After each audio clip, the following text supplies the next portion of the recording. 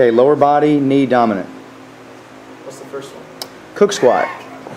Okay, cook squat here. You're moving through 3 or 4 ranges of motion. The first one, going toes. Okay, ideally their knees are going to be straight in this position. Then the next one is sit, and as you sit, elbows are straight inside the knees, chest is up, head is up tall. Okay, not leaning forward. The next one here is reach. So from here, hands are straight up. Okay, elbows straight, ideally up, even with the head or farther. And the last one is stand. Okay. So toes, sit, reach, stand. Make sure the feet don't turn out when they go through here. Make sure they don't collapse when they raise the hands. This is a really good way to stretch out the lats while you're working on their lower body coordination.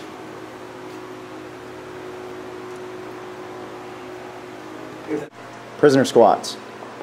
Prisoner squats now. Basically a basic squat exercise. Pressure's on the heels. The only difference is now with the hands behind the head, we're also stretching out the chest. So you want to make sure the elbows stay out to the sides and not coming in. Okay? So hands out to the side. You're shifting your weight to your hips first. Sitting back on your heels. Getting thighs parallel to the ground. Pushing through your heels to come up. Okay?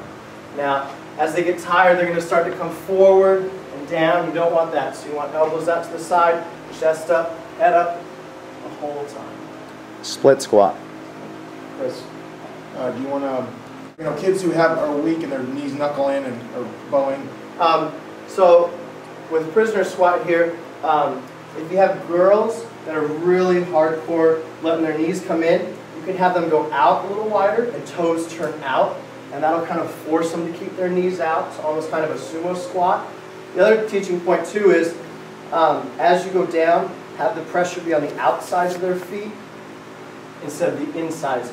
So as they're coming down, if your knees are going in, it means the inside of their feet is what's putting pressure on. So if you put pressure on the outside, that's a little bit easier to keep the knees out. Okay? Or you can make it wider and turn the toes out. But either one of them, especially for girls. Split squat. Okay. Now, to a squat and a lunge, because some of these are going to look similar. A squat, your feet stay still, and they're never leaving the ground. A lunge, you're leaving the ground and you're moving somewhere. Okay? So split squat is just teaching them the movement of a lunge here, and then you're actually going to be able to put a lunge in. Okay? With your weight distribution, you want to think the majority of it, maybe like 80% is on this leg, 20% back here. Now when you drop, this knee is going to end up right underneath me. So you could start out by saying everybody down in a lunge so they figure out where their knee is going to be. Then you can just have them come up from there. Now, as you're going down and up, you want to press off the front heel and come up and forward. What you don't want to do is shift it onto your back foot. Okay? Back foot's only really for balance. The front foot is what's taking the majority of the weight. This is almost like, when I think about like a single leg squat, it's just, this is balancing you. Okay? But when you drop down, that knee's right underneath you, keep your chest tall, pressing through the front heel, coming up and forward.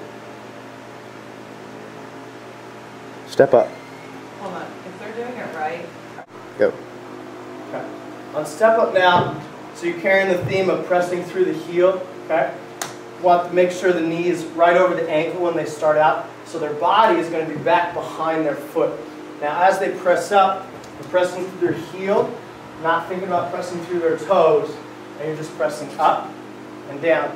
So if you want, you could even say, hey, see if you can just press through your heel and lift your toe up. And then as they come down, you want to come back behind your foot so that your knee is pretty much staying in the same position. If you're going to come down forward, then the pressure's not on your heel anymore, and it's on your toe. And that's what you don't want. Okay? So you want the pressure to be on the heel, both pushing up and then absorbing it going down.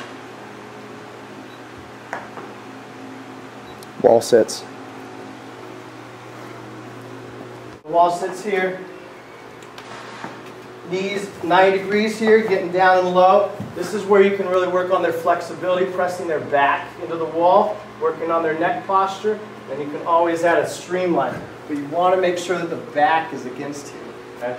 Same thing, pressing through the heels, not so much the toes. If you want to scoot them in a little bit more, because as they go out, they might tend to go more quads. And you want to work glutes here. So get down, pressing through the heels. That's where the load should be taken. Hip dominant, single leg layout. Okay, we gotta take a break.